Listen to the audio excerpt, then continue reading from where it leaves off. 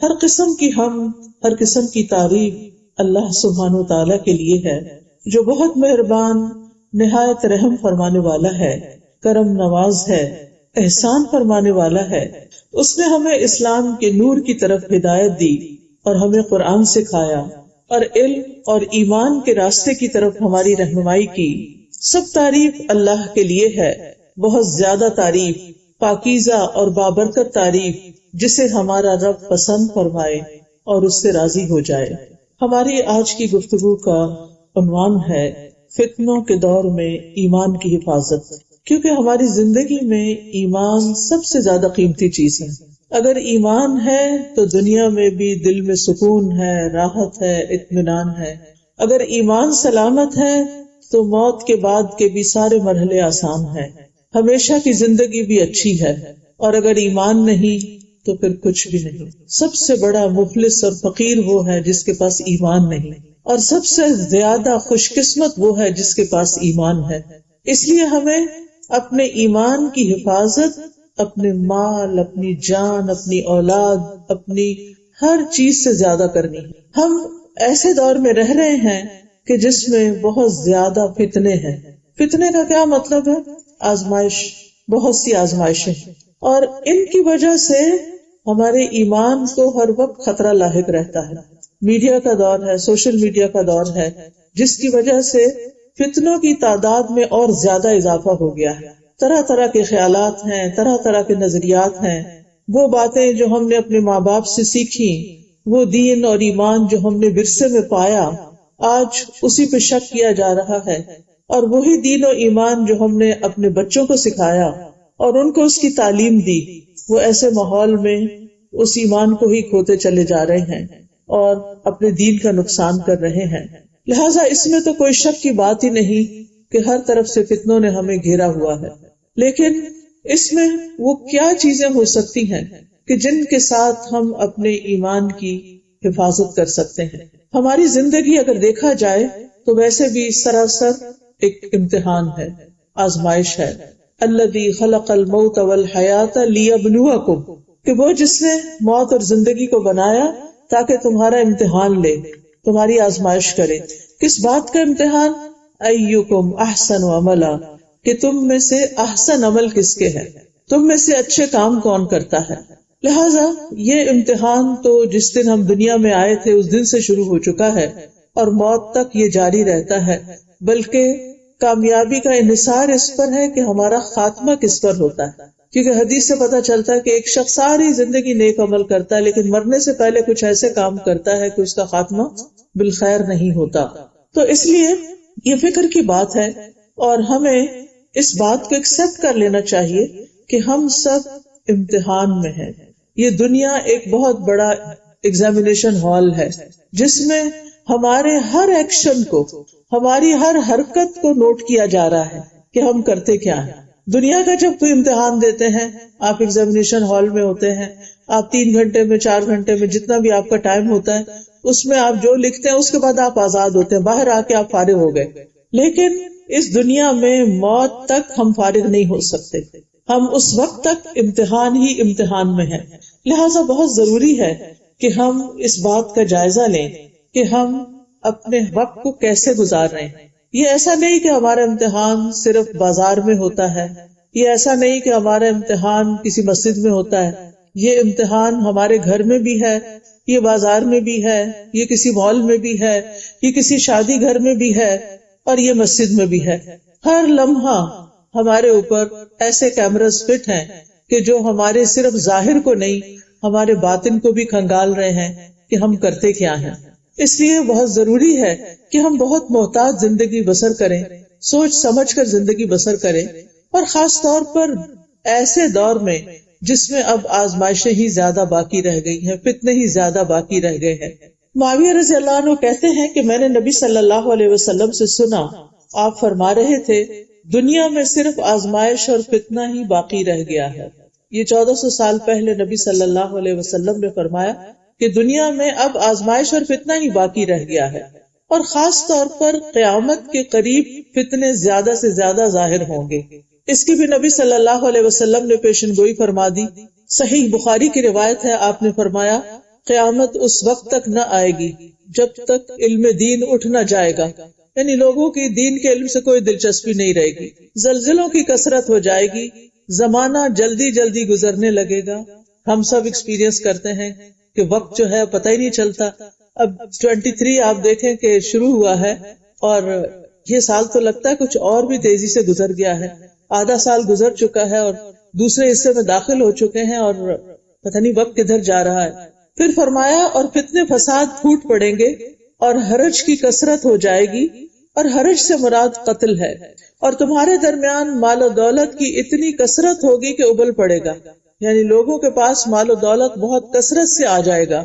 پھر اسی طرح آپ نے یہ بھی فرمایا کہ علامات قیامت 6 ہیں: میرا فوت ہونا، بیت المقدس کا فتح ہونا، بکری کے سینے کی بیماری کی طرح موت کا لوگوں کو دبوچنا، ہر مسلمان کے گھر کو متاثر کرنے والے فتنے کا ابھرنا، ہر مسلمان کے گھر کو متاثر کرنے والے، یعنی کوئی گھر ایسا نہیں ہوگا کہ جس میں اس کا انفلوئنس نہ ہو یا جس میں اس فتنے کی وجہ سے کوئی پریشانی نہ ہو۔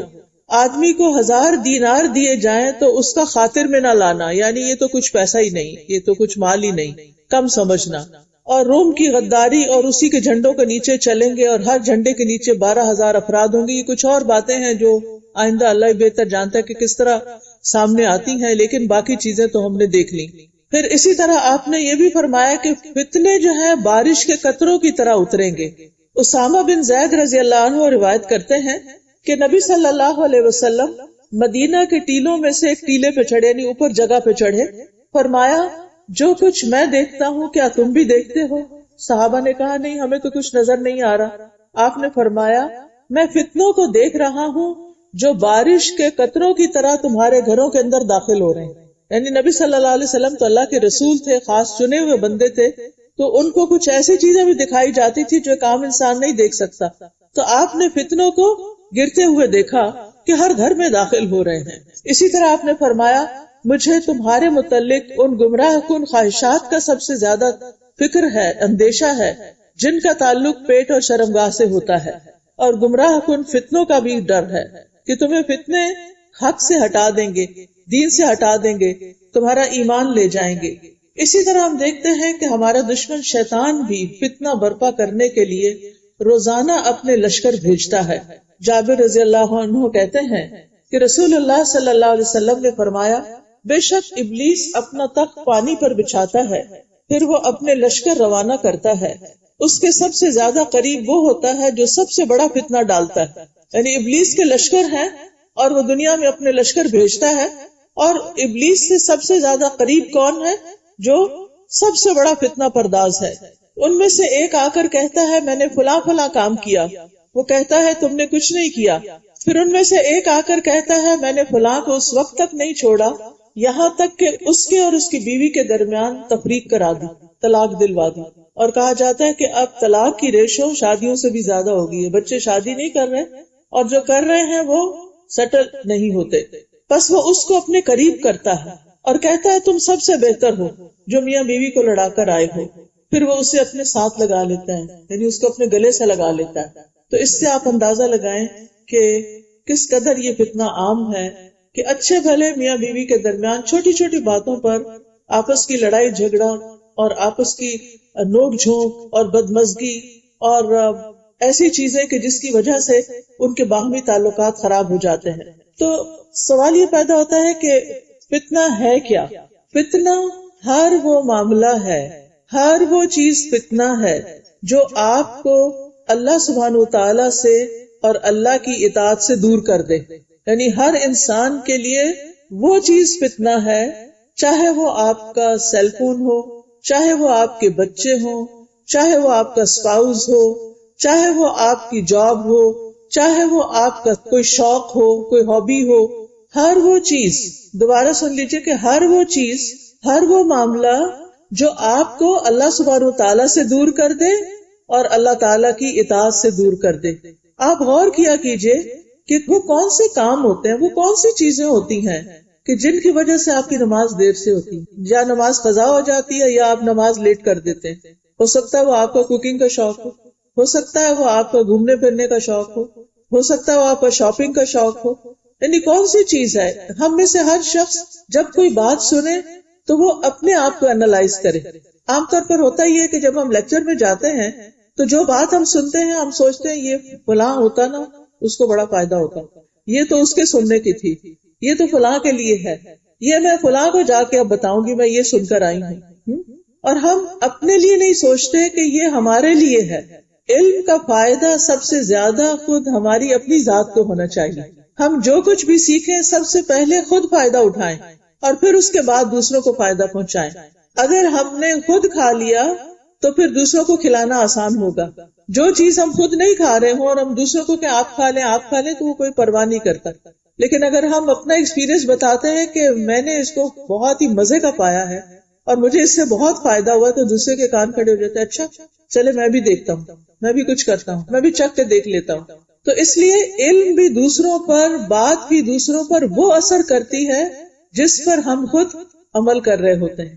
جو ہم خود نہ کر رہے ہوں اور صرف بتانے والے ہوں، وہ وقتی طور پہ تو لوگ سن لیتے ہیں لیکن اس سے ان کا عمل نہیں بدلتا. اس کے علاوہ بھی چونکہ عربی زبان بہت وسیع زبان ہے تو اس میں فتنے کے مختلف معنی بھی بیان کیے گئے ہیں. فتنے کا معنی مشقت بھی ہے کہ جو چیز انسان کو مشقت اور تکلیف میں ڈال دے. فتنے سے مراد مال بھی ہوتا ہے. قرآن مجید میں آتا ہے کہ تمہارے مال اور اولاد تمہارے لیے فتنہ ہے، اولاد بھی فتنہ ہے. اسی طرح لوگوں کا آپس میں لڑائی جھگڑا اور جس کے کہتے ہیں نا فتنہ فساد، وہ بھی فتنہ ہوتا ہے. فتنہ ظلم کو بھی کہتے ہیں. پھر یہ یاد رکھیے کہ فتنہ صرف شر میں نہیں ہوتا، فتنہ خیر میں بھی ہوتا ہے. جو نعمتیں ہمیں ملی ہیں وہ نعمتیں بھی ہمارے لیے فتنہ بن جاتی ہیں. جیسے اولاد ہے، بچے ہیں، ہمیں ان سے اتنی محبت ہوتی ہے کہ بعض اوقات ان کی وجہ سے ہم کچھ غلط کام کر جاتے ہیں. اسی طرح مال خیر بھی ہے، لیکن آپ نے دیکھا ہوگا کہ عموماً جب لوگوں کے پاس مال زیادہ آنے لگتا ہے تو پھر کیا ہوتا ہے پھر اتنے ہی وہ اللہ سے دور ہونے لگتے ہیں. وہ مال کو خیر کے کاموں میں، اپنی آخرت بنانے میں خرچ کرنے کی بجائے اپنی دنیا کو ایکسپینڈ کرنے لگتے ہیں. پھر وہ اس پہ راضی نہیں ہوتے، پھر اس سے بہتر سے بہتر کی تلاش، بہتر سے بہتر کی تلاش، جس کے نتیجے میں ان کی عبادات بھی ضائع ہوتی ہیں اور ان کے بعض اوقات معاملات بھی خراب ہوتے ہیں. پھر اسی طرح یہ ہے کہ ہر تکلیف بھی ایک آزمائش ہوتی ہے اور ہر راحت بھی آزمائش ہوتی ہے. آپ دیکھیے کہ آپ کو اگر اچھا نرم گرم بستر مل جاتا ہے اور اچھی نیند آپ کو آتی ہے تو پھر صبح فجر کے وقت کب اٹھتے ہیں آپ؟ جن لوگوں کو نیند نہیں آتی وہ پھر اٹھ جاتے ہیں، لیکن جن لوگوں کو بہت گہری نیند کا آنا اللہ کی بڑی رحمت ہے، بڑی نعمت ہے. کیونکہ سلیپ کے بے شمار فائدے ہیں. جن لوگوں کی سلیپ ڈسٹرب ہوتی ہے ان کو بہت سی بیماریاں لاحق ہو جاتی ہیں. لیکن اس نعمت کو پا کر جب اللہ اکبر کی آواز آتی ہے، ہمارا الارم بجتا ہے، تو پھر ہم کیا کرتے ہیں؟ ہم سائڈ بدل کے پھر سو جاتے ہیں. تو یہ بھی ہمارے لیے ایک فتنہ ہے. پھر اسی طرح باقی چیزیں بھی، پھر کچھ اس کے برعکس جیسے بیماری ہے، فقر و فاقہ ہے، جو ہمیں چیزیں ناپسند ہوتی ہیں وہ تو سب ہمارے لیے ویسے ہی ایک آزمائش ہے ہی. تکلیف دہ چیزوں پر تو انسان پھر اللہ تعالیٰ کی طرف رجوع کرتا ہے. لیکن جب نعمتیں زیادہ ملتی ہیں تو انسان بھول جاتا ہے کہ یہ تو میرے لیے آزمائش ہے، یہ تو ایک فتنہ ہے اور مجھے کیئرفل ہونا ہے اور بھی کیئرفل ہونا ہے. تو ان دونوں چیزوں میں انسان کو اپنے اوپر چیک رکھنے کی ضرورت ہے، اچھے حالات میں بھی اور تکلیف دہ حالت میں بھی. عبد الرحمن بن عوف کہتے ہیں ہم رسول اللہ صلی اللہ علیہ وسلم کے ساتھ تکلیف اور تنگی میں آزمائے گئے تو اس پر ہم نے صبر کر لیا.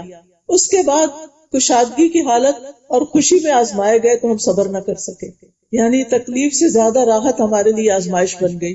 پھر اسی طرح آپ دیکھیے ایک اور چیز بھی، کچھ چیزیں تو سامنے نظر آتی ہیں اور ہم سمجھ بھی پاتے ہیں یہ میرے لیے فتنہ ہے، یہ آزمائش ہے، یہ مجھے اللہ سے دور کر.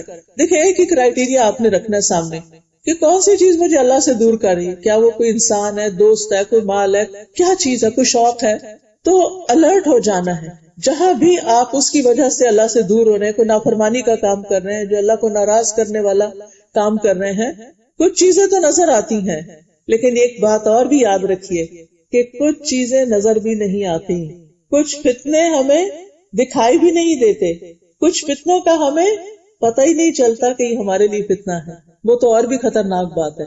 آپ دیکھیے کہ اگر آپ کے ہاتھ پہ کوئی پھوڑا نکل آئے تو کیا ہوتا ہے؟ آپ کو فوراً فکر پڑ جاتی ہے. آپ ایک دوا لیتے ہیں، دوسری لیتے ہیں، جب تک وہ ٹھیک نہ ہو جائے آپ روز اس کو دیکھتے رہتے ہیں اب کہاں پہنچے. اللہ نہ کرے کہ اگر کسی کے پیٹ میں کینسر ہو جائے اس کو پتہ بھی نہیں چلتا. اور عموماً پھر کیا ہوتا ہے کہ جب بالکل انسان آخری دم پہ پہنچتا ہے پھر ڈائگنوز ہوتا ہے، پھر ڈاکٹر کہتے ہیں irreversible، اب کچھ نہیں ہو سکتا، اب اس کا کوئی علاج نہیں، کیونکہ وہ اندر چھپا ہوا تھا، وہ آپ کو نظر نہیں آیا. آپ نے کہا پیٹ میں درد ہے، چلو یہ ٹوٹکا کر لو، وہ دوا کھا لو، وہ پانی پی لو، مختلف چیزیں کرتے رہتے ہیں. بہت سے لوگ جب بیمار ہوتے ہیں تو اس بیماری کی فکر نہیں کرتے، ڈاکٹر کے پاس نہیں جاتے، خود سے خود ڈاکٹر بن جاتے ہیں اور اپنا علاج خود کرتے رہتے ہیں، اور اس نتیجے میں اپنی ڈاکٹری سے اور زیادہ بیمار ہو جاتے ہیں، حتیٰ کہ وہ بیماری ہلاکت خیز بن جاتی. کہنے کا مطلب یہ اس مثال کا کہ کچھ ہماری ہڈن خرابیاں ایسی ہوتی ہیں، کچھ روحانی بیماریاں ایسی ہوتی ہیں، کچھ ایسی ڈیزیزز ہوتی ہیں ہمارے اندر جن کا ہمیں خود بھی پتہ نہیں ہوتا. جن میں سے مثلا نیت کی خرابی، اگر نیک کام کرتے ہوئے بھی نیت خراب ہے، اللہ کے لیے نہیں کر رہے، دکھاوے کے لیے کر رہے ہیں، تو ہم ایک طرح سے آزمائے جا رہے ہیں کہ ہم اس وقت میں کیا کر رہے ہیں اور ہمیں پتہ بھی نہیں چلا. اسی طرح کچھ لوگوں کے لیے ان کی اپنی بد زبانی، زبان درازی فتنہ ہوتی ہے، اور وہ اس کو اسمارٹ ہونا کہتے ہیں کہ میں بہت چالاک ہوں، اپنے آپ کو سوچتے ہیں کہ دوسروں کو تو نہیں کہتے، میں بہت اسمارٹ ہوں، میں بہت حاضر جواب ہوں، میں بہت ذہین ہوں، میں ہر ایک کو چپ کرا سکتا ہوں، میں ہر ایک کا منہ بند کر سکتا ہوں. اور اس طرح کی باتوں سے وہ کیا کرتے ہیں، اپنے آپ کو بہت خوش رکھتے ہیں کہ میرا کانفیڈینس لیول بہت ہائی، مجھے کوئی کچھ نہیں کہہ سکتا، مجھے کسی کی پرواہ نہیں. اس طرح کی جو تھنکنگ، اس طرح کے جو خیالات ہوتے ہیں انسان کے اندر، وہ انسان کے لیے بہت بڑی آزمائش ہوتے ہیں کہ انسان اپنی برائیوں کو، اپنے برے خیالات کو، اپنے حسد کو، اپنے بغض کو، اور اسی طرح کی جو نفاق کو، منافقت کو، دو رخے پن کو ڈیٹیکٹ نہ کر پائے کہ یہ میرے اندر خرابی ہے. اور اگر کوئی اس کو یاد دلا دے یا بتا دے کہ دیکھو تم بات نہیں سیدھی کرتے، تم ٹھیک نہیں کر رہے، یا تمہارے اندر یہ بات صحیح نہیں ہے، تو پھر کیا کرتے ہیں، مائنڈ کر جاتے ہیں، اس سے ناراض ہو جاتے ہیں. لہٰذا وہ خرابیاں اندر ہی اندر پلتی رہتی ہیں، حتیٰ کہ انسان کے منہ سے ایسی باتیں نکلتی ہیں، انسان کے اندر سے ایسے برے کام نکلتے ہیں کہ وہ اس کی ہلاکت کا باعث بن جاتے ہیں. تو بہرحال بعض اوقات لوگوں کے لیے کوئی بھی آفت جو اس کو اس کے مقصد سے پھیر دیتی ہے، اس کے لیے فتنہ بن جاتی ہے، چاہے مال ہو یا اولاد ہو. مال کا فتنہ جہاں تک تعلق ہے وہ کیا ہے، نبی صلی اللہ علیہ وسلم نے فرمایا لوگوں پر ایک وقت ایسا آئے گا جب آدمی کو اس کی کوئی پرواہ نہ رہے گی کہ مال حلال طریقے سے حاصل کیا یا حرام طریقے سے کمایا. بس ان کو کس بات کی فکر ہوگی کہ ہم مال کما لیں، ہمارے پاس زیادہ سے زیادہ مال آ جائے. کہاں سے آتا ہے، کسی کو دھوکہ دے کے آتا ہے، چوری کر کے آتا ہے، لوٹ کے آتا ہے، اس سے کوئی فرق نہیں پڑتا. اسی لیے آپ دیکھیں کہ اس وقت تھیفٹ کی بھی، چوری کی بھی نئی نئی قسمیں ایجاد ہو گئی. آپ کے کریڈٹ کارڈز ہیک ہو جاتے ہیں، آپ کے بینک سے پیسے نکل جاتے ہیں اور پتہ بھی نہیں چلتا. میں ایک دفعہ دبئی کی جیل میں درس دینے کے لیے گئی تھی، وہاں پر میں انوائٹڈ تھی. تو وہاں ایک بہت ینگ اسمارٹ لڑکی وہاں پر بیٹھی ہوئی تھی، جو کچھ میں کہہ رہی تھی سر ہلا رہی تھی. اور بعد میں مجھے بہت تجسس ہوا کہ باقی خواتین تو جو بھی تھی، لیکن یہ تو اتنی سمجھدار لڑکی لگ رہی، اس کو کیا مسئلہ ہوا. تو جب لیکچر ختم ہوا تو میں نے اس سے بات کی، میں نے کہا کہ تمہیں کیا ہوا، تم یہاں کیسے؟ تو کہنے لگی کہ میں آئی ٹی پروفیشنل تھی اور بس مجھے ایک لت لگ گئی تھی لوگوں کے بینکوں سے پیسے چوری کرنے. کہتی میرے ہسبینڈ بہت ویل ٹو ڈو تھے، جب وہ گھر سے چلے جاتے، صبح جاب پہ چلے جاتے اور میرے پاس کچھ کرنے کا کام نہیں تھا، میں دبئی میں تھی، کوئی ایسا نیبرہڈ نہیں تھا، کوئی اور مصروفیت نہیں تھی، تو میں کمپیوٹر پہ بیٹھ جاتی اور بیٹھ کے چوری شروع کر دیتی. اور ہر ٹرانزیکشن پر مجھے وہ لذت ملتی کہ جیسے میں نے بہت کچھ اچیو کر لیا. اب آپ دیکھیں کہ ایک غلط کام ہے اور انسان کو اسی کا نشہ ہو گیا، اس کی ایڈکشن ہو گئی. لیکن چور آخر کتنے دن تک چوری کر سکتا، اس کی چوری تو کھل کے رہتی. بہرحال وہ پکڑی گئی اور پھر وہ جیل میں بھیج دی گئی. اس کی زندگی تو خراب ہوئی، لیکن اس کے ساتھ آپ دیکھیں کہ کتنے سارے لوگوں کو نقصان پہنچا. خود اس کے گھر والوں کی عزت، خود اس کے ہسبینڈ کی پریشانی اور بچے اور باقی سب. یعنی ایک انسان جب غلط کام کرتا ہے، کسی فتنے میں مبتلا ہوتا ہے، تو وہ صرف اپنے آپ کو نقصان نہیں دے رہا ہوتا، وہ دوسروں کو بھی نقصان دیتا ہے. اسی لیے ہمارے دین میں امر بالمعروف اور نہی عن المنکر بھی ہے کہ نیکی کا حکم دو اور برائی سے روکو بھی. اگر آپ کے علم میں آ جاتا ہے کہ کوئی شخص صحیح نہیں کر رہا، تو یہ نہیں کہ ہمیں نہیں پرواہ، مائنڈ یور اون بزنس، جو مرضی کوئی کرے، جیسے پنجابی میں کہتے ہیں سانو کی، جو مرضی کوئی کرے. تو نہیں، ہمیں فکر ہونی چاہیے، ہمارے اوپر اپنی ذمہ داری بھی ہے اور دوسروں کی بھی ہے، خصوصاً ہمارے لوڈ ونس جو ہیں، قریبی لوگ جو ہیں، ان کی تو ہمیں اور فکر ہونی چاہیے کہ وہ کیا کر رہے ہیں. بہرحال کہنے کا مطلب یہ ہے کہ ایک فتنہ کیا ہے؟ مال، جو بہت بڑا فتنہ ہے، جس میں سب سے بڑا فتنہ یہ ہے کہ مال کا سورس آف انکم ہم نہیں سوچتے کہ کیا ہے. یہ تھیفٹ کی باتیں تو بہت بڑی باتیں ہیں، لیکن اس کے علاوہ بھی آپ دیکھیں کہ بہت سے لوگوں نے اب سوشل میڈیا کو انکم جنریٹنگ ٹول بنایا ہوا ہے. وہ ان سے انکم جنریٹ کرتے ہیں، اور مثلا یوٹیوب پر اشتہار، اب چینل بنا لیا، اس پہ جھوٹی سچی خبریں ڈالی، کچھ فیکٹ صحیح ہوئے، کچھ غلط ہوئے، بعض اوقات بالکل ایسی انفارمیشن ہوتی ہے جس کا کوئی تعلق نہیں، لیکن دوسروں کو انٹرٹین کرنا. بعض اوقات اس میں فضول باتیں کی جاتی. کچھ لوگ تو بہت فاؤل لینگویج یوز کر رہے ہوتے ہیں اور لوگ اس پہ ہنس رہے ہوتے ہیں اور ان کو بہت سی لائکس مل رہی ہوتی ہیں. اب کیا ہے، اس سے وہ انکم آ رہی. اب انکم جو آ رہی ہے کیونکہ بہت سارے لائکس ہو گئے ہیں، بہت ساری چیزیں ہو گئی ہیں، اور ان کو مزہ کس میں آتا ہے؟ یہ ضروری نہیں کہ ہم سچی انفارمیشن ڈالیں. بہت سے وہ لوگ بھی اس میں شامل ہیں جو جھوٹی حدیث کے نام سے، دین کی باتوں کے نام سے وہ لوگوں کو فارورڈ کر رہے ہوتے ہیں، اور اس میں مینی ٹائمز فارورڈڈ اوپر لکھا ہوا آتا ہے. اب اس طرح کی چیزیں لوگوں میں غلط انفارمیشن پھیلانا، دین کے بارے میں یا دنیا کے بارے میں یا ہیلتھ کے بارے میں یا فوڈ کے بارے میں یا ایکسرسائز کے بارے میں یا کسی بھی چیز کے بارے میں لوگوں کو مس لیڈ کرنا، یہ بہت بڑا ظلم ہے اور بہت سارے لوگوں پہ ظلم ہے. لیکن ہم صرف یہ دیکھتے ہیں کہ ٹرینڈز کیا ہیں، لوگوں کی پسند کیا ہے، لوگ کیا چاہتے ہیں، اور پھر جو اس پہ اشتہار آتے ہیں وہ چاہے الکوہل کے آئیں، چاہے کوئی زنا کی دعوت ہو، چاہے کوئی فحش قسم کی چیزیں ہوں، انہیں اس سے کوئی پرواہ نہیں کہ کہاں سے ہو رہا ہے، بس انہیں یہ ہے کہ ہمارے پیسے آ رہے ہیں. اسی طرح کے اور بہت سے طریقے ایجاد ہو چکے ہیں کہ جس میں پیسے کمانے کے لیے حلال حرام کی پرواہ نہیں کی جاتی. بہت سے لوگ سود لیتے ہیں، ایسی جگہوں پر اپنے اکاؤنٹس کھولتے ہیں کہ جہاں ان کو سود ملتا رہے، اور وہ بالکل پرواہ نہیں کرتے کہ وہ حلال ہے یا حرام ہے.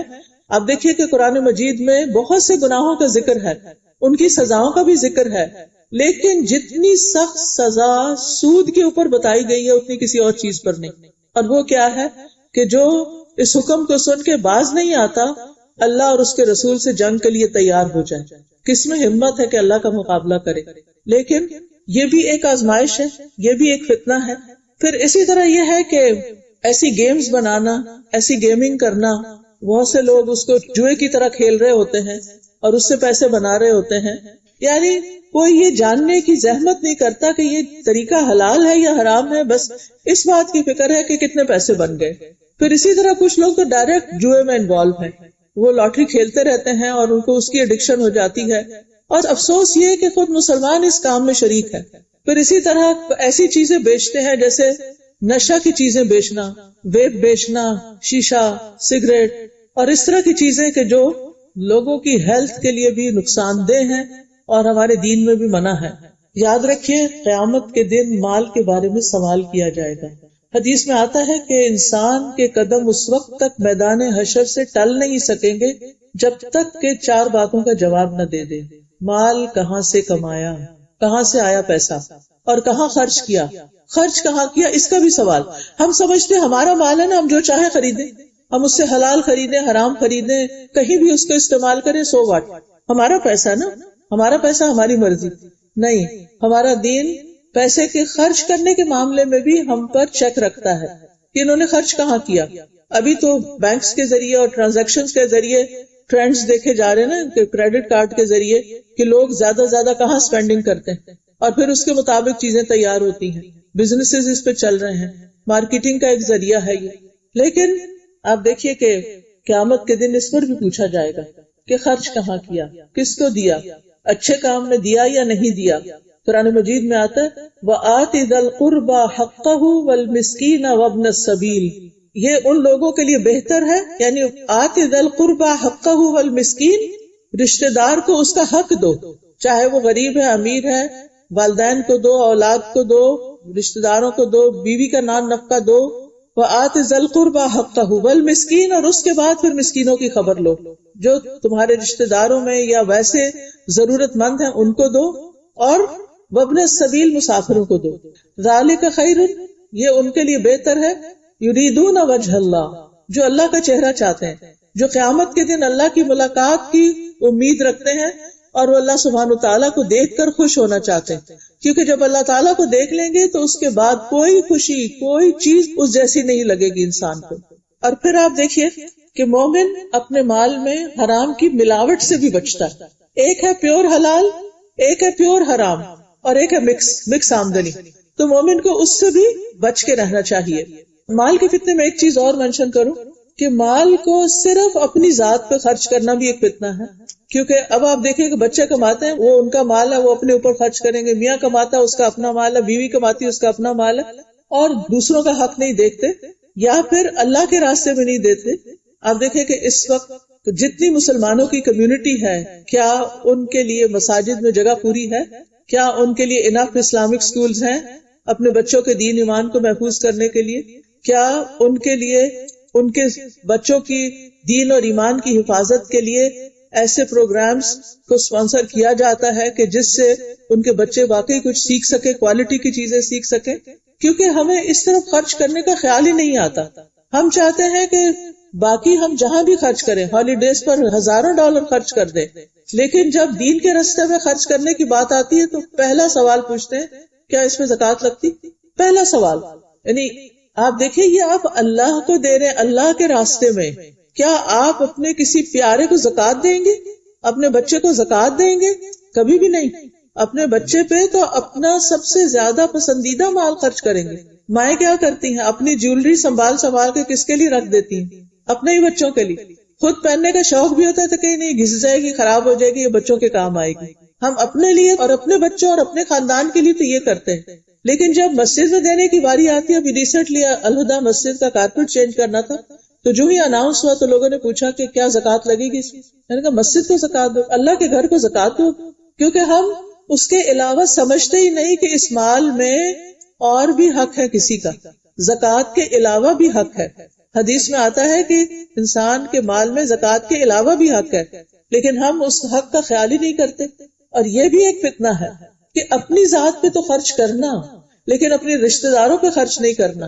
اپنے بچوں پہ تو خرچ کرنا، لیکن غریب، یتیم، مسکین کے بچے پہ خرچ نہیں کرنا. ان بچوں کی پڑھائی اور ان کی اسکولنگ اس کا انتظام نہ کرنا. پھر اپنے اوپر تو خرچ کرنا، لیکن اللہ کے گھر پہ خرچ نہ کرنا، اللہ کے دین کے لیے خرچ نہ کرنا. دنیا کی تعلیم کے لیے تو خرچ کرنا، لیکن دین کی تعلیم کے لیے خرچ نہ کرنا. بہت سے لوگ کسی بھی کورس میں داخلہ کیوں نہیں لیتے؟ کوئی لیکچر سننے کے لیے کیوں نہیں جاتے جہاں پر کوئی ٹکٹ وغیرہ لگاتے ہیں؟ ظاہر ہے جو بڑی بڑی کانفرنسز ہوتی ہیں، جیسے RIS ہوتی ہے اور اسی طرح کی کانفرنس ہوتی ہے، تو آپ دیکھیں کہ کتنی بڑی جگہ وہ ہائر کرتے ہیں، پھر کتنے اسکالرس کو باہر سے بلاتے ہیں. اب جو فل ٹائم اسکالرس ہوتے ہیں ان کی اپنی تو سورس آف انکم کوئی ایسا نہیں ہوتا، ان کو آنے جانے کا ٹکٹ بھی دینا ہوتا ہے، ان کے رہنے کے لیے ہوٹل کا بھی انتظام کرنا ہوتا ہے، کھانے پینے کا بھی انتظام کرنا ہوتا ہے. لیکن بہت سے لوگ ایسی کانفرنسز پہ کیوں نہیں جاتے؟ اچھا پہلے پوچھیں کہ فری ہے تو چلے جاتے ہیں، اور اگر فری نہیں ہے تو پھر ہم نہیں جا رہے. تو کس کا نقصان؟ علم کا چشمہ بہہ رہا ہے اور آپ صرف اس لیے نہیں جا رہے کہ ہمیں کچھ پیسے خرچ کرنے پڑیں. آپ دیکھیں کہ جو مال آپ اللہ کے راستے میں دیتے ہیں اس کے بارے میں قرآن ہمیں کیا بتاتا ہے؟ مثل الذین ينفقون اموالهم فی سبیل اللہ کمثل حبۃ انبتت 7 سنابل فی کل سنبلۃ 100 حبۃ واللہ یضاعف لمن یشاء.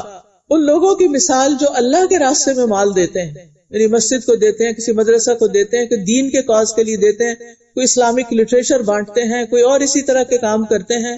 ان کی مثال ایسی ہے جیسے ایک دانہ بویا جائے جس سے 7 بالیاں نکلے، ہر بالی میں 100 دانے ہوں، ایک دانہ 700 دانے بن جائے. ایک چھوٹا سا گندم کا دانہ آپ لگاتے ہیں اور اس سے 700 دانے بن جائے. اتنا زیادہ اللہ تعالیٰ اس کو بڑھا دیتا ہے. اور پھر ساتھ ہی فرمایا کہ اللہ تعالیٰ جس کے لیے چاہتا اور بڑھا دیتا ہے، یعنی 700 سے بھی زیادہ دیتا ہے. لیکن ہمیں یا تو علم نہیں ہوتا، یا پھر ہم اس کی برکت اور اس کے فیض اور اس کے ثواب کو نہیں جانتے، یا ہمارا آخرت پر یقین نہیں، یا پھر ہمارا اللہ سبحانہ تعالیٰ کی بات پر یقین نہیں کہ وہ ہمیں واقعی دے گا.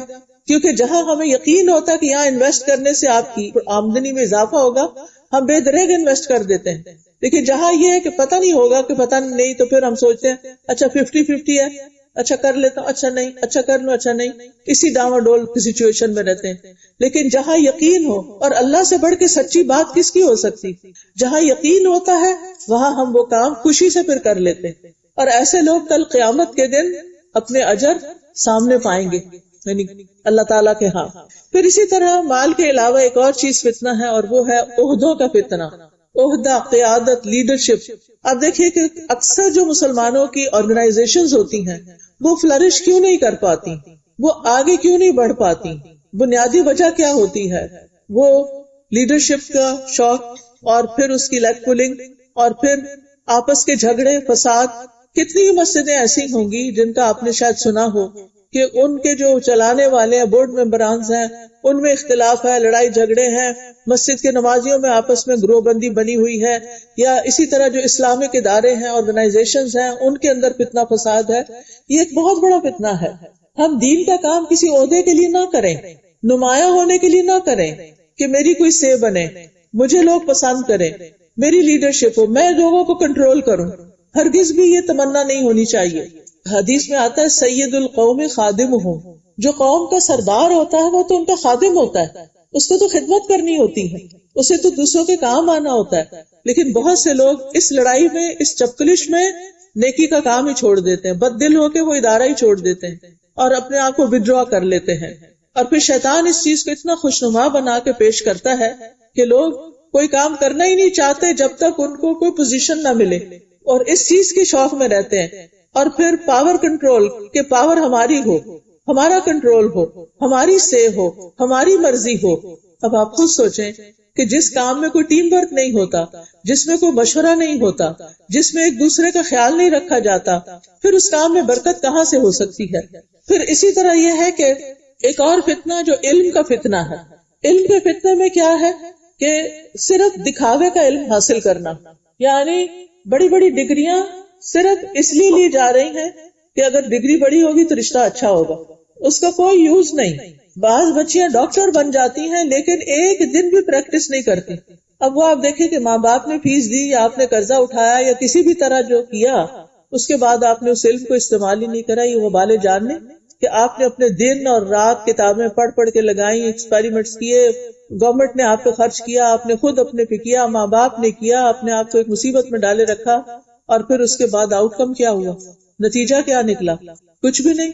تو پہلے ہی سوچ سمجھ کے اس فیلڈ میں قدم رکھنا چاہیے تھا، نہ کہ صرف دکھانے کے لیے. تو یاد رکھیے کوئی بھی علم چاہے دین کا ہو یا دنیا کا ہو، اس کو دکھانے کے لیے حاصل نہیں کرنا چاہیے، صرف شو آف کرنے کے لیے نہیں، دوسروں کو امپریس کرنے کے لیے نہیں کہ میرے پاس فلاں اور فلاں ڈگری ہے، یا پھر یہ کہ میرا سی وی ایسا ہے. اور آپ دیکھیں کہ اس وقت لوگوں کے سی وی لمبے سے لمبے ہوتے چلے جا رہے ہیں. ایک پیج نہیں، 2 3 4 پوری بک بنا لیتے ہیں اب سی وی کی. کہیں ہاتھ بھی لگایا تو وہ بھی لکھ دیں گے کہ میں نے خیر کا ہاتھ کسی کے سر پہ رکھا تھا، فلاں چیریٹی میں $5 دیے تھے. بہرحال تو اس میں آپ دیکھیے کہ یہ ساری چیزیں اتنا کچھ ہونے کے باوجود بھی جب آپ کسی کو ہائر کرتے ہیں، جو لوگ آپ میں سے ایسے کام پر ہوں گے، تو آپ دیکھیں گے کہ لوگوں کے اندر کام کی کوالٹی کوئی نہیں. بڑی بڑی ڈگریاں ہیں لیکن کرنے کا کام ہی نہیں آتا، بالکل جاہل ان پڑھ کی طرح ہے. تو ایسے پڑھائی کا کیا فائدہ کہ جس سے آپ نے زندگی میں فائدہ نہیں اٹھایا؟ کیونکہ قیامت کے دن پھر انسان سے پوچھا جائے گا کہ جو علم تم نے حاصل کیا اس پر عمل کتنا کیا، یعنی اسے کتنا فائدہ اٹھایا، خود فائدہ اٹھایا یا دوسروں کو فائدہ پہنچایا. پھر آپ دیکھیے ڈس انفارمیشن، غلط خبریں پہنچانا، لوگوں کو غلط باتیں بتانا، من گھڑت حدیثیں سنانا، سنی سنائی باتیں لوگوں میں پھیلانا، دین کے بارے میں جھوٹی باتیں آگے بغیر تحقیق کے، بغیر ریسرچ کے، بغیر اوتھینٹیکیشن کے، جو سنی بات کہیں سے فلاں یہ کہہ رہا تھا آگے بتا دی. ایسا بھی نہیں ہونا چاہیے. اور پھر آپ دیکھیے کہ آج کل تو ایسی چیزیں فتنہ بن چکی ہیں کہ ایک غلط بات کوئی کرتا ہے اور پھر اس کو اتنا اشتہار اس کا دے دیا جاتا ہے کہ لاکھوں ویوز ہو جاتے ہیں اس کے، اور سب لوگوں کا دماغ خراب ہو جاتا ہے اس کو دیکھ دیکھ کے. وہ سمجھتے ہیں حق یہی ہے، جبکہ وہ لوگوں کو عین گمراہ کرنے والی باتیں ہوتی ہیں. تو اس لیے ہم سب پر لازم ہے کہ مستند اور صحیح طریقے سے دین کا علم حاصل کریں تاکہ اس فتنے سے ہماری حفاظت ہو سکے. پھر اسی طرح جدید دور کے فتنوں میں سے ایک فتنہ عورت بھی بن گئی ہے. آپ دیکھیے کتنے ہی گھر اس وجہ سے ڈسٹرب ہوتے ہیں جب ایسی عورتیں مردوں کے پیچھے پڑ جاتی ہیں کہ جن کی بعضوں کا شادی نہیں ہوتی اور بعضوں کی شادی ہوئی بھی ہوتی. آپ دیکھیے کہ کتنی ہی خواتین ایسی ہیں کہ جن کی ازدواجی زندگی جہنم بن گئی ہے کہ ان کے شوہر ان میں کوئی دلچسپی نہیں لیتے.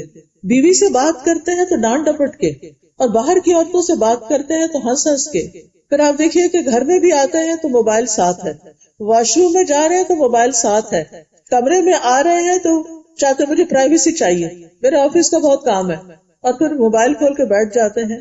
رات کو بیوی کی طرف سے منہ موڑ کے دوسری طرف منہ کر لیا، اور جب تک نیند نہیں آتی موبائل پہ کچھ نہ کچھ فضولیات دیکھتے چلے جاتے ہیں. اور پھر اس کے بعد یہ کہ بغیر اللہ کا ذکر کیے، بغیر کوئی دعا مانگے سو جاتے ہیں. انسان کو نہیں پتا ہوتا کہ آج کی رات سونے کے بعد میں دوبارہ اٹھوں گا بھی یا نہیں.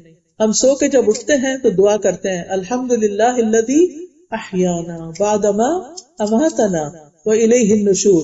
سب شکر، سب تعریف اللہ کی ہے کہ جس نے ہمیں زندگی بخشی، اس کے بعد کہ ہم مر چکے تھے. یعنی نیند جو ہے وہ موت کی بہن ہے.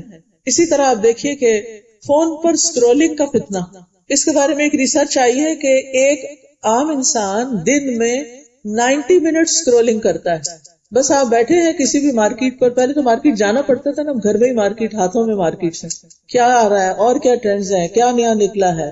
صرف کسی ایک سٹور پہ آپ چلے جائیں آن لائن اور اس کی آپ تصویریں دیکھنا شروع کر دیں اور اس کی آپ یعنی کہ پروڈکٹس دیکھنا شروع کر دیں، گھنٹوں گزر جائیں گے، آپ کو یاد بھی نہیں رہے گا کہ آپ نے اور کیا کرنا تھا. نماز لیٹ ہو رہی ہے، قرآن نہیں پڑھا، کوئی ذکر اذکار نہیں کیے، بس وہ دیکھے جا، نہ لینا نہ دینا، نہ خریدنا اور نہ ضرورت، صرف دل بہلا رہے ہیں. پہلے مجھے یاد ہے کچھ سال پہلے جب انٹرنیٹ کا دور نہیں ہوتا تھا تو لوگوں کے گھروں میں بڑی بڑی کتابیں ہوتی تھی، موٹے موٹے والیوم ہوتے تھے جن میں مختلف سٹورز کی پروڈکٹس ہوتی تھی. تو لوگ فارغ وقت میں بیٹھ کے تو تھوڑی سی تصویریں دیکھ لیتے تھے، کچھ ڈسکرپشن پڑھ لیتے تھے، کچھ چیزیں آرڈر کر لیتے تھے.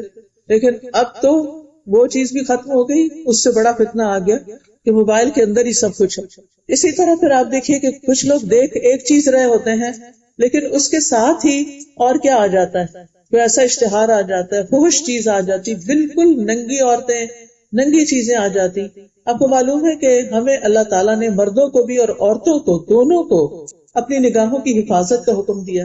جب کوئی ہم حرام پکچر دیکھتے ہیں اور اگر اس پہ ٹھہر جاتے ہیں، ایک نظر تو معاف ہے، لیکن اگر اس پہ ٹھہر جاتے ہیں یا بار بار دیکھتے ہیں یا ایسے کوئی ویڈیو کلپس دیکھتے ہیں یا ایسی ویب سائٹس پہ جاتے ہیں کہ جہاں یہ سب حرام کام ہو رہے ہیں، پورنوگرافی کی ایڈکشن کا شکار ہو چکے ہیں، یاد رکھیے ایک دفعہ دیکھنے سے ایک سیاہ نقطہ دل پہ لگتا ہے، دوبارہ دیکھتے ہیں پھر سیاہ نقطہ لگتا ہے، پھر حتیٰ کہ دل سیاہ ہو جاتا ہے. جب دل سیاہ ہو جاتا ہے تو دل سخت ہو جاتا ہے، پھر انسان کا اللہ سبحانہ تعالیٰ کی عبادت میں دل ہی نہیں لگتا، دین کی کسی مجلس میں دل ہی نہیں لگتا، مسجد کی طرف قدم ہی نہیں اٹھتے، دینی مجالس اچھی ہی نہیں لگتی، کوئی واعظ و نصیحت پسند ہی نہیں، حتیٰ کہ اپنے موبائل پر بھی کوئی ایسی چیز اگر آ جائے کوئی دین سے متعلق اس کو جلدی سے گزار دیتے ہیں کیونکہ دل تو کہیں اور اٹکا ہوا ہے.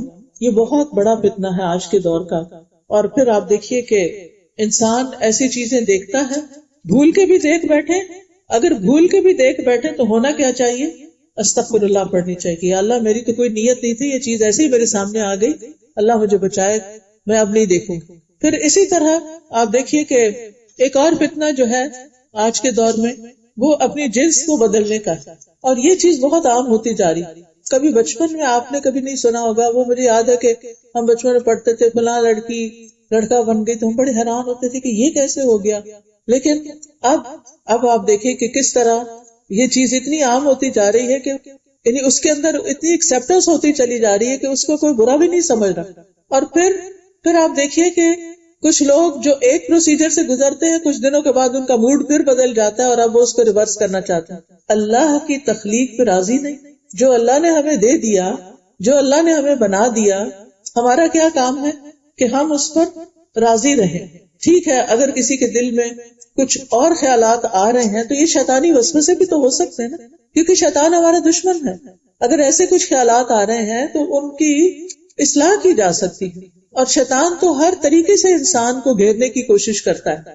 پہلے تو یہ فتنے کچھ بڑوں میں تھے لیکن اب ان فتنوں نے بچوں کو گھیر لیا، جس کی وجہ سے ماں باپ کی پریشانی دیکھی نہیں جاتی. اس کا حل کیا ہے، حفاظت کیسے ہو؟ ایک ہی حل ہے، اور وہ ہے ایمان محفوظ. ایمان کے اوپر کام کر ان کا ایمان مضبوط کرے, ان کی دینی تعلیم کا فکر کرے. آپ دیکھیں کہ ہمارے معصوم بچوں کا کیا قصور, نہ انہیں اسکول سے کوئی دین ملتا ہے. کتنے بچے اسلامک اسکول میں جائیں گے, جو جاتے ہیں وہ بھی کتنے محدود ہیں, انگلیوں پہ گنے جا سکتے ہیں, کیونکہ اتنے تو اسکول ہی نہیں. اور پھر آپ دیکھیے کہ میجورٹی تو بچوں کی عام پبلک اسکول میں جاتی. ظاہر ہے وہ تو پبلک اسکول ہے, انہوں نے تو اپنا سلیبس پڑھانا ہے, وہ آپ کا دین تھوڑی پڑھائیں گے. بچوں کو ہم مسجد نہیں لے کے جاتے کیونکہ اب اسکول سے وہ تھکے ہوئے آئے ہیں, اب ہمارے پاس ٹائم نہیں ہے, اب ہم نے ان کو جم لے کے جانا ہے, اب ہم نے ان کو سوئمنگ پہ لے کے جانا ہے, ابھی ہم نے ان کو باسکٹ بال کے لیے لے کے جانا ہے. نتیجہ کیا ہوتا ہے, مسجد جانے کا کوئی ٹائم نہیں, نہ اسکول نہ مسجد. تیسرا رہ جاتا گھر. گھر میں نہ باپ نے دین پڑھ رکھا ہے نہ ماں نے پڑھا ہوا ہے, کیونکہ ان کے ماں باپ نے ان کو کوئی دینی تعلیم کا انتظام نہیں کیا تھا.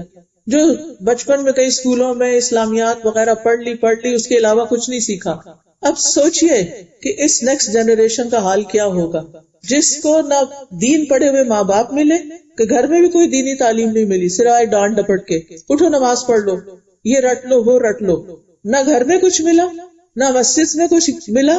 مسجدوں میں بھی عام طور پہ کیا ہوتا ہے, بچوں کے ناظرہ کی کلاسز تو ہو رہی ہیں, حفظ پروگرامز چل رہے ہیں.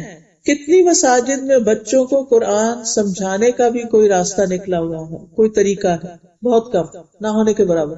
مسجدوں میں بزرگوں کے پروگرام ہو رہے ہیں, یوتھ کے پروگرام کتنے ہیں جس میں واقعی ان کو کوئی ان کے دین سے متعلق, ایمان سے متعلق سالڈ نالج دیا جائے. ہم کہتے نہیں پھر بچوں کو اگر ہم یہ نہیں کریں گے تو وہ, یعنی کہ مسجد وغیرہ بھی جائیں یا کسی اسلامک اسکول بھی جائیں تو عام طور پر ہم ان کو انٹرٹین کرنے میں زیادہ وقت لگاتے ہیں, کہ یہ کلرنگ کر لیں, یہ آرٹ اینڈ کرافٹ کر لیں, یہ سیکھ لیں, یہ وہ سیکھ لیں. بھائی دین کا علم کہاں ہے؟ ٹھیک ہے ان کو کھلائیں, ان کو کھیلنے دیں, ان کے ساتھ باتیں کریں, ان کو سٹوری ٹیلنگ کریں, لیکن ان کو دین بھی تو بتائیں.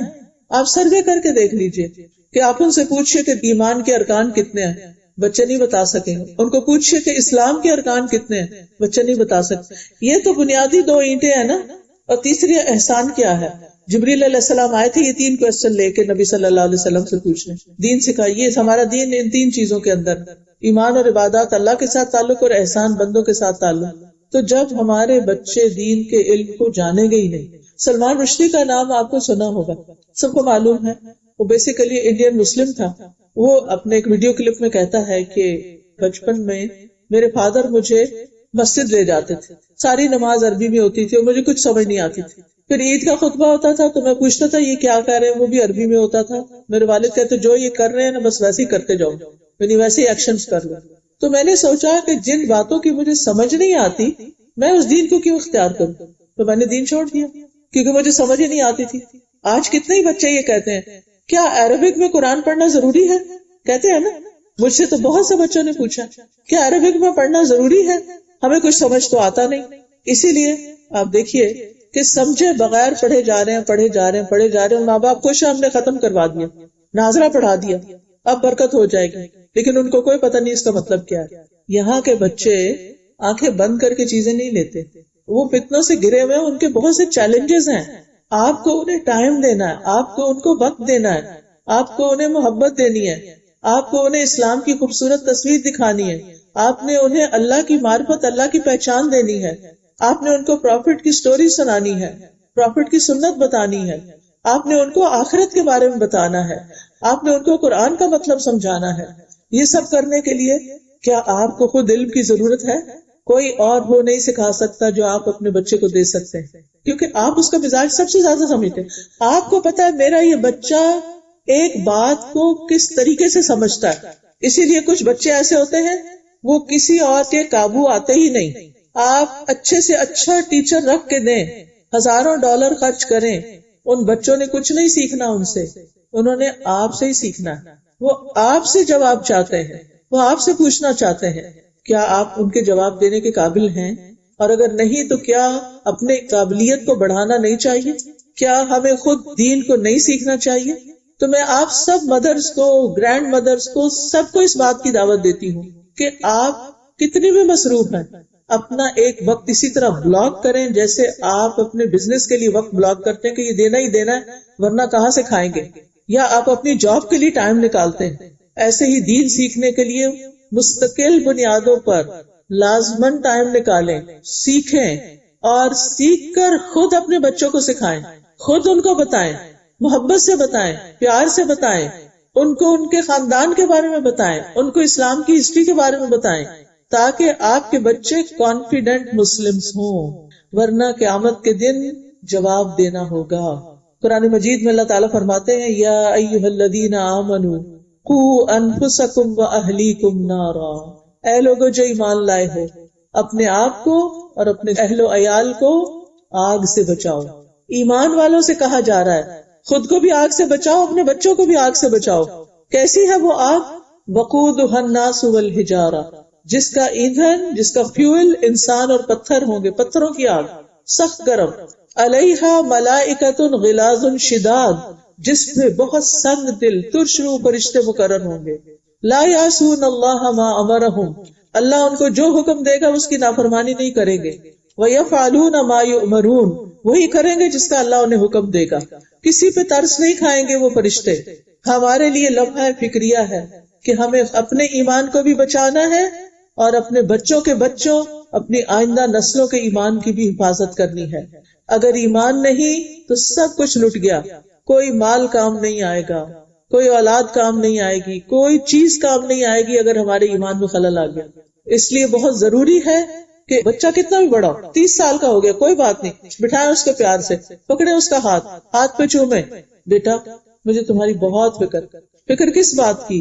کہ اگر وہ دین میں نہیں آتے تو قیامت کے دن ہمیشہ کے لیے جدائی ہو جائے گی، دوبارہ شکل نہیں دیکھ سکیں گے، مرنے کے بعد ان کی شکل نہیں دیکھ سکیں گے کبھی۔ قیامت کے دن تو ایسی آپت آپی ہوگی، یوم یفر المرء من اخیہ وامہ وابیہ وصاحبتہ وبنیہ، جس دن ہر شخص بھاگے گا کس چیز سے؟ اپنے بیٹے سے، اپنی بیوی سے، اپنے بھائی سے، سب سے بھاگے گا، اپنے ماں سے، اپنے باپ سے، سب رشتوں کو چھوڑ دے گا۔ ہر شخص کو اپنا حال پڑا ہوگا، نفسی نفسی، پیغمبر بھی یہی کہیں گے، نفسی نفسی، ہر ایک کو اپنی جان کی فکر ہوگی۔ یہ دنیا میں وقت ہے کہ اپنے پیاروں کو بچائیں، دنیا میں وقت ہے کہ دین خود بھی سیکھیں، اپنے ایمان کی حفاظت کریں اور اپنی نسلوں کی حفاظت کی فکر کریں۔ دنیا کا جتنا بھی مال آپ نے کما لیا، جتنا بھی اچھا لائف سٹائل اختیار کر لیا، جتنی بھی اچھی آپ کی لکس ہو گئی، جتنا بھی اچھا آپ کا خوبصورت گھر ہو گیا، سب پیچھے رہ جائے گا، کسی چیز نے ساتھ نہیں جانا۔ ایمان ساتھ جائے گا، عمل صالح ساتھ جائے گا، نیک عمل ساتھ جائیں گے، ان کے لیے وقت نکالیں۔ پھر آپ دیکھیں کہ ایک اور فتنہ کیا ہے، دل کا مردہ ہو جانا، کسی چیز میں دل نہ لگنا، یعنی کسی برائی کو برائی نہ سمجھنا، کسی نیکی کو نیکی نہ سمجھنا، اچھائیوں اور برائیوں کا نہ پہچاننا، اور پھر خواہشات کا غلبہ ہو جانا، یعنی صرف وہ کرنا جو اچھا لگتا ہے، کھانے میں صرف وہ کھانا جس کا مزہ لگتا ہے، پہننے میں وہ پہننا جو بس مجھے اچھا لگتا ہے۔ کیا واقعی ہمارا یہی معیار ہونا چاہیے کہ ہم اپنے دل کی مرضی پہ چلتے رہیں ہر چیز میں؟ نہیں، ہمیں یہ دیکھنا ہے کیا ہماری صحت کے لیے اچھا ہے جس کی وجہ سے ہم اللہ کی عبادت اچھے سے کر سکیں، کون سا لباس ایسا ہونا چاہیے کہ جس کو پہن کے ہم صحیح طور پر نماز ادا کر سکیں، ہمیں بات کیسے کرنی چاہیے کسی سے کہ جس سے ہمارا رب ہم سے ناراض نہ ہو، کسی کو لک ڈاؤن نہ کرے، کسی کو حقیر نہ سمجھے، کسی پہ ظلم نہ کرے، کسی کی عزت کے اوپر حملہ نہ کرے۔ پھر آپ دیکھیں ایک اور فتنہ ہے دنیا کی چمک دمک کا فتنہ، ایک سے ایک نئی چیز، ایک سے ایک نئی چیز، صرف کسی ایک دکان میں بھی گھس جائے تو اتنی ورائٹی ہوگی چیزوں کی، چاہے وہ فوڈ کی ہے، چاہے وہ آپ کے ڈریسز کی ہے، چاہے وہ پرس ہے، چاہے وہ یعنی یو نیم اٹ۔ اور بہت سے لوگ دل لگانے کے لیے، دل بہلانے کے لیے پھر ایسا ہی کرتے ہیں، جب کاموں سے فارغ ہوتے ہیں تو چلو تھوڑا سا مال کا چکر لگاتے ہیں، واک بھی ہو جائے گی۔ لیکن اصل مسئلہ واک نہیں ہے، اصل مسئلہ کیا ہے؟ کچھ اور ہے۔ وہاں ہی دل کیوں لگتا ہے؟ اللہ کی قدرت جا کے دیکھے، پارک میں اتنا اچھا موسم ہے، وہاں جا کے واک کرے، جہاں اللہ کی نشانیاں نظر آئے، اللہ کی عظمت دل میں بیٹھے، اس کی ہیبت دل میں آئے، اس کی محبت دل میں آئے، اور اس کے ساتھ باتیں کریں، اپنی روحانی صحت کو بہتر بنائیں۔ پھر اسی طرح آپ دیکھیے کہ اخلاقیات کے بارے میں مختلف فتنے، یعنی لوگوں کے ساتھ جو معاملات ہیں ہمارے، اپنے رشتہ داروں کے ساتھ، اپنے گھر والوں کے ساتھ، اپنے بچوں کے ساتھ، اور بچوں کے آپس میں ریلیشن شپ، ان پر نظر ڈالیں، وہ کیسے ہیں، ان کی کتنی اصلاح کی ضرورت ہے۔ اور پھر سب سے بڑا فتنہ دجال کا فتنہ، یعنی فتنے تو ہیں ہی لیکن سب سے بڑا فتنہ دجال کا فتنہ ہے، جب وہ باہر آ جائے، ابھی دجال آیا نہیں، جب آئے گا تو کیا حال ہوگا. وہ زمین سے کہے گا اپنی پیداوار نکالو اور وہ اگا دے گی فوراً. لوگوں کا ایمان خراب ہو جائے گا دیکھ کے کہ یہ تو واقعی خدا، وہ اپنے آپ کو خدا کہے گا کہ میں خدا ہوں، تو لوگ اس کے پیچھے لگ جائیں گے. پھر اسی طرح وہ آسمان سے کہے گا بارش برسے، بارش برسنے لگے گی. اس وقت مومن بھی ہل جائے گا، اور جو اس کی بات نہیں مانے گا وہ اس کو کھانا نہیں دے گا، فوڈ پر اس کا پورا کنٹرول ہو جائے گا. تو صحابہ کو پریشانی ہوگی کہ اس وقت پھر ہم کیا کھائیں گے. آپ نے فرمایا مومنوں کی خوراک اس وقت وہی ہوگی جو فرشتوں کی ہے. فرشتے کیا کھاتے ہیں؟ کچھ کیا پڑھتے ہیں؟ تسبیح، سبحان اللہ و بحمدہ سبحان اللہ العظیم، یعنی تسبیح کی کثرت. پھر آپ دیکھیے کہ اس سب سے بڑے فتنے میں ہمیں اپنے ایمان کو بچانا ہوگا کہ کچھ بھی ہو جائے ہمیں ایسی کسی چیز سے انفلوئنس نہیں ہونا. بات یہ ہے کہ یہ ایک دن میں نہیں ہوتا، اس کے لیے اپنا پورا لائف سٹائل اسلامی کرنا ہوتا ہے. اپنی ہر چیز میں یہ دیکھنا ہوتا ہے کہ اللہ تعالیٰ کو کیا پسند ہے اور کیا پسند نہیں. ہمیں بعمل زندگی بسر کرنی ہے تاکہ ہماری موت اسلام کی حالت میں آئے. فَلَا تَمُوتُنَّ إِلَّا وَأَنْتُمْ مُسْلِمُونَ. پھر اسی طرح یہ ہے کہ خوش قسمت ہے وہ شخص جو فتنوں سے بچ جائے. اب فتنے تو ہیں ہی، لیکن اب کرنا کیا ہے بچنے کے لیے؟ نمبر 1، قرآن کو مضبوطی سے تھام لیں، قرآن سے گائیڈنس لیں، قرآن کا ترجمہ پڑھیں، قرآن کی تفسیر جانیں. قرآن مجید میں آتا ہے کہ اتل ما اوحی الیک من الکتاب واقم الصلاۃ. اے رسول، کتاب میں سے جو آپ کی طرف وحی کیا گیا اس کی تلاوت کیجیے اور نماز قائم کیجیے. اور تلاوت کا مطلب صرف ریسیٹیشن نہیں ہوتا، تلاوت کا مطلب ہوتا ہے سمجھ کے پڑھنا بھی. تلا یتلو تلون کا مطلب ہوتا ہے اس کا پیچھا کرنا، یعنی غور و فکر کرنا. تو قرآن کو مضبوطی سے تھامنا، نماز وقت پر پڑھنا، نماز قائم کرنا فتنوں سے بچنے کا ذریعہ ہے. اللہ تعالیٰ فرماتے ہیں والذین یمسکون بالکتاب واقاموا الصلاۃ انا لا نضیع اجر المصلحین. جو لوگ کتاب کو مضبوطی سے پکڑتے ہیں اور نماز قائم کرتے ہیں تو بے شک ہم اصلاح کرنے والوں کا اجر ضائع نہیں کرتے. ایک ہوتا ہے صالح انسان جو خود نیک ہوتا ہے، اور ایک ہوتا ہے مصلح جو خود بھی نیک ہوتا ہے اور دوسروں کی اصلاح کی بھی فکر کرتا ہے. لہٰذا آپ خود بھی سیکھیں اور دوسروں کو بھی اس چیز کی طرف انوائٹ کریں. پھر آپ دیکھیے کہ جس دل میں قرآن ہے وہ دل زندہ دل ہوتا ہے، اور جس دل میں قرآن نہیں ہوتا وہ دل مردہ ہو جاتا ہے. اللہ کا ذکر چھوڑنے والا مردہ ہو جاتا ہے. تو فتنوں کے سامنے جو زندہ دل ہوگا وہی اس سے بچ سکے گا. پھر آپ دیکھیے کہ ہمارے لیے کتاب کو مضبوطی سے تھامنا ہر طرح کے فتنوں سے بچنے کا ذریعہ ہے. اس میں قرآن کی تلاوت کرنا، قرآن کو یاد کرنا، تجوید سے پڑھنا، اس کے احکامات سیکھنا، اس پر غور و فکر کرنا، پھر آگے اس کو سکھانا. قرآن کی تلاوت کو معمول بنائیں. صحابہ کرام فتنوں کے دور میں قرآن کو مضبوط پکڑ لیتے تھے، یعنی زیادہ سے زیادہ قرآن کی تلاوت کرتے تھے. آج کل لوگ پڑھتے کم ہے، سنتے زیادہ ہے، اور سنتے ہوئے باتیں بھی بہت کر رہے ہوتے ہیں. وہ سمجھتے گھر میں لگا دیے سورۃ البقرہ بس سب کافی ہے، سب پروٹیکشن ہو جائے گی، خود کھول کے نہیں پڑھتے. اور بعض لوگ کہتے ہیں صرف قاریوں کی خوبصورت آواز کے پیچھے جاتے ہیں، فلاں قاری کو لگاؤ، فلاں قاری کو لگاؤ. یہ کہنا چاہیے قرآن مجید سناؤ، یہ نہیں کہنا چاہیے قاری کو لگاؤ، کیونکہ اس میں نیت کیا ہے کہ ایک اچھی آواز سے بس محظوظ ہو جائیں. یہ نیت نہیں ہونی چاہیے. اللہ کے کلام کو توجہ سے سننا چاہیے. پھر آپ دیکھیے کہ قرآن کا کچھ نہ کچھ حصہ یاد کرتے رہنا چاہیے، اور پھر قرآن کو سمجھنے کی پوری کوشش کرنی چاہیے. دنیا میں سب سے زیادہ پڑھی جانے والی کتاب قرآن ہے. روزانہ کچھ نہ کچھ قرآن سے سیکھیں، سنیں. شاید آپ کو وہ قرآن لرن قرآن ایپ کے بارے میں بتایا ہوگا، اینڈرائڈ پر بھی ہے اور آئی فون پر بھی. اس میں ایک ایک آیت کی تجوید، ترجمہ اور تفسیر بتائی گئی. جب آپ اپنی جاب پر جا رہے ہیں یا کوکنگ کر رہے ہیں یا کوئی بھی کام کر رہے ہیں تو آپ گھر میں یا اپنے راستے میں روزانہ کی بنیاد پر ایک یا دو آیتیں لازماً سیکھیں اور کنسسٹنسی کے ساتھ شروع سے لے کے آخر تک قرآن مجید کو سن جائیں، کیونکہ قرآن کو چھوڑنا خطرناک کام ہے. قیامت کے دن اللہ کے رسول صلی اللہ علیہ وسلم فرمائیں گے یا رب ان قوم اتخذوا هذا القرآن مہجورا. اے میرے رب، میری قوم نے قرآن کو چھوڑ دیا تھا. پھر رسول اللہ صلی اللہ علیہ وسلم کی سفارش کیسے ہوگی؟ پھر اسی طرح یہ ہے کہ گھروں کے اندر قرآن ضرور پڑھنا چاہیے تاکہ شیاطین اور فساد اور فتنے اور لڑائیاں اور جھگڑے اور بے برکتیاں اور بدمزگیاں ختم ہوں. پھر اسی طرح آپ دیکھیے کہ جس گھر میں قرآن نہیں پڑھا جاتا اس گھر کی خیر و برکت کم ہو جاتی ہے. پھر نماز کی حفاظت، فتنوں سے بچنے کے لیے دوسری اہم چیز نماز ہے، اور نماز اقامت صلاح، یعنی مرد حضرات مسجد میں خود بھی آئیں اور بچوں کو بھی لے کر آئیں، کیونکہ مردوں کے لیے مسجد کی نماز لازم ہے۔ ٹھیک ہے اگر مسجد سے بہت دور ہے، لیکن کوئی نہ کوئی وقت ضرور نکالے کہ جس میں مسجد جائیں، کیونکہ مسجد میں آنے سے انسان کا ایمان بڑھتا ہے، یہ ایمان کی حفاظت کا ذریعہ ہے، اور باجماعت نماز ادا کرنے کا ثواب بھی زیادہ ہے۔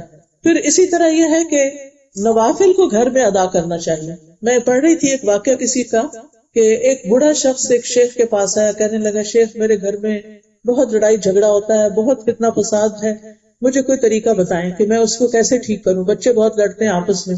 تو شیخ نے پوچھا کہ کیا تم وتر کی نماز پڑھتے ہو؟ کہنے لگا وتر کیا ہوتا ہے؟ اچھا یہ بتاؤ چاشت کی نماز پڑھتے ہو؟ کہنے لگا چاشت کیا ہوتا ہے؟ کہا کوئی نفل گھر میں نہیں پڑھتے، وتر گھر میں نہیں پڑھتے؟ کہنے لگا نہیں۔ کہنے لگا اچھا جاؤ وتر پڑھنا شروع کرو، چاشت کی نماز پڑھنا شروع کرو، پھر میرے پاس آنا۔ اور واقعی کچھ دن تک جب ان نمازوں کی پابندی ہوئی تو گھر کے حالات بہتر ہو گئے۔ آج ہم میں سے بہت سے لوگ اپنے گھروں کے اندر بے برکتی کا شکار ہیں۔ گھروں کے اندر نمازوں کو عام کریں، میک شور کہ ہر بالغ بچہ نماز پڑھتا ہو، خود بھی نماز پڑھنے والے ہوں، اور فتنوں سے حفاظت جبھی ہو سکتی ہے جب ہم اپنی اصلاح کریں اور اپنے گھر والوں کی کریں، گھر سے شروع کریں۔ آپ اپنے پاس کے بارے میں، اپنے گرینڈ پیرنٹس کے بارے میں اور اچھی چیزیں بچوں کے ساتھ شیئر کیا کریں سٹوری کی شکل میں۔ پھر اسی طرح نیکی اور خیر کے کام کرنا، دوسروں کے کام آنا، درد دل کے واسطے پیدا کیا انسان کو۔ ہمیں کیا کرنا چاہیے؟ صرف اپنی ذات کے فائدے کے لیے نہیں جینا، اوروں کو بھی فائدہ پہنچانا ہے، زندگی کو غنیمت سمجھنا ہے، لوگوں کے لیے وہی پسند کرنا ہے جو اپنے لیے پسند کرنا ہے، لوگوں کو دین کی طرف بلانا ہے۔ پھر اسی طرح صرف کرنے سے نہیں کام چلتا جب تک حرام چیزوں سے بچا نہ جائے، لہذا فتنوں سے بچنے کے لیے حرام اور گناہ کے کاموں کو چھوڑنا ہوگا، اور صرف اللہ کے ڈر سے چھوڑنا ہوگا، اور پھر اپنے ظاہر سے زیادہ اپنے دل کے خیالات کی حفاظت کرنی ہے، نیگیٹو تھنکنگ سے بچنا ہے، اپنی نظروں کی حفاظت کرنی ہے، اپنی زبان کی حفاظت کرنی ہے، لوگوں پہ بے جا تبصرے نہیں کرنے، خود اپنی ذات سے کسی کو تکلیف نہیں دینا، خواہشات کی پیروی نہیں کرنا، منافقت سے بچنا ہے، اور اپنی ذات کی فکر اپنے ایمان کے حوالے سے کرنی ہے، اور فتنوں کا انکار کرنا ہے۔ پھر نیک لوگوں کا ساتھ اپنانا۔ 3 چیزیں لازم پکڑیں جو آپ کو دنیا میں بھی فائدہ دیں گی اور آخرت میں بھی۔ ان میں سے سب سے پہلی چیز ایمان۔ اپنے ایمان کو کسی قیمت پہ کم نہ ہونے دیں۔ اگر ایمان تھوڑا نیچے ہو رہا ہے نا تو فوراً کوئی ایسا طریقہ اختیار کریں نیکی کے کام کرنے کا جس سے آپ کا ایمان بوسٹ ہو۔ پہلی چیز کیا ہے؟ ایمان۔ دوسری چیز ہے علم، اور علم میں بھی خاص طور پر قرآن کا علم۔ قرآن شفا ہے، دلوں کے زخموں کو صاف کر دیتا ہے، نیگیٹیوٹی کو دور کر دیتا ہے، ہمارے باطن کو چمکاتا ہے۔ قرآن نبی صلی اللہ علیہ وسلم کے دل پہ اترا۔ تیسری چیز اچھا دوست، اچھا مخلص مینٹور۔ اگر آپ کی زندگی میں یہ 3 چیزیں تو آپ خوش قسمت لوگ ہیں۔ اگر کسی چیز کی کمی ہے تو اس کمی کو پورا کیجیے۔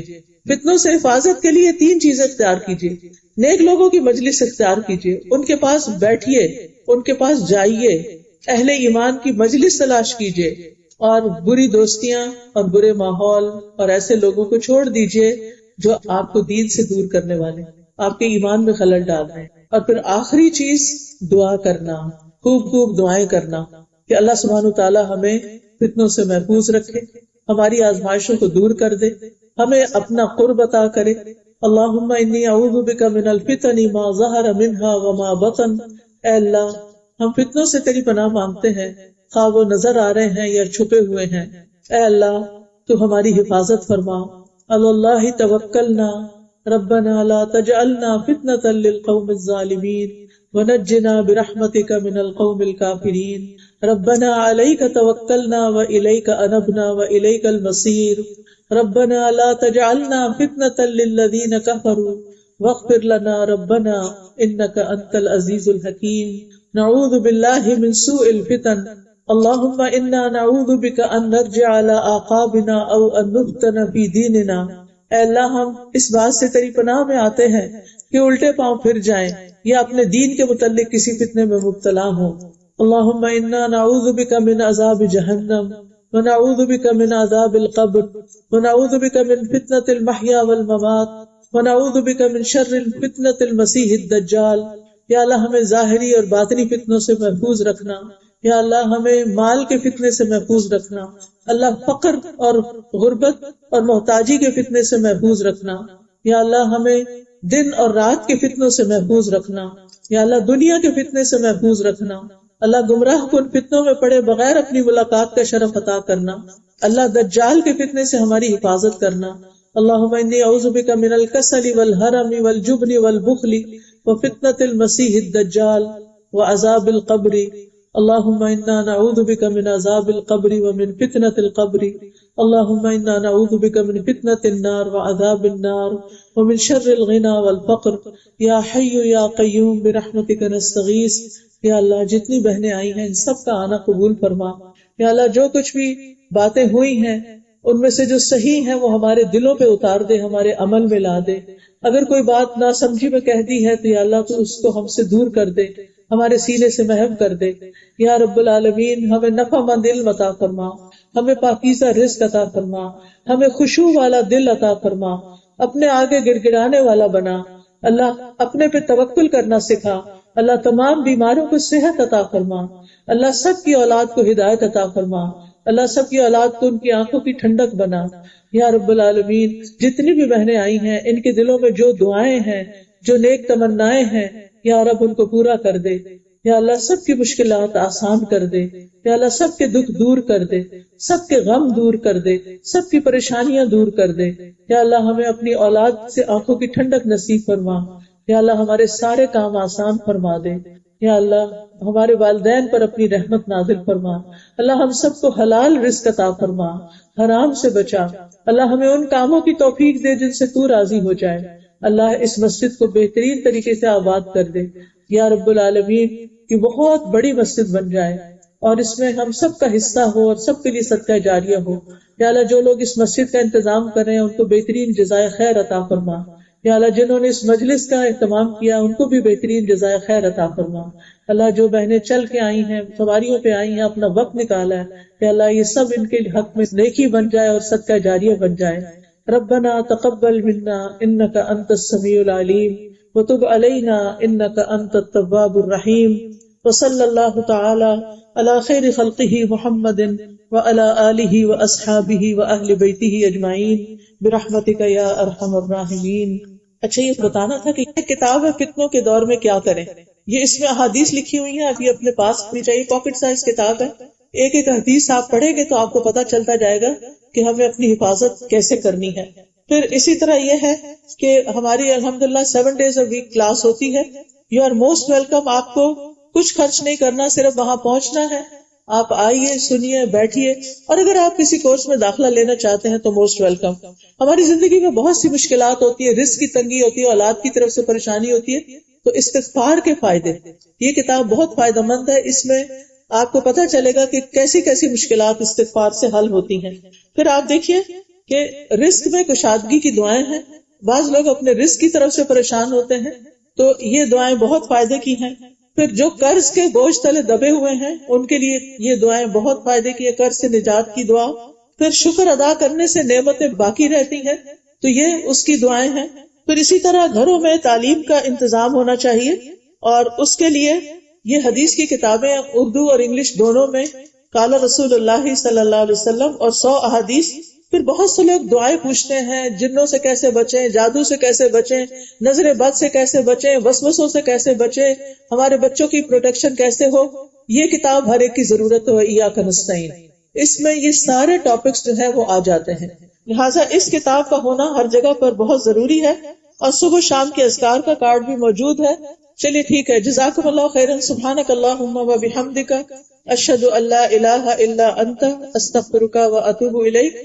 السلام علیکم ورحمۃ اللہ وبرکاتہ۔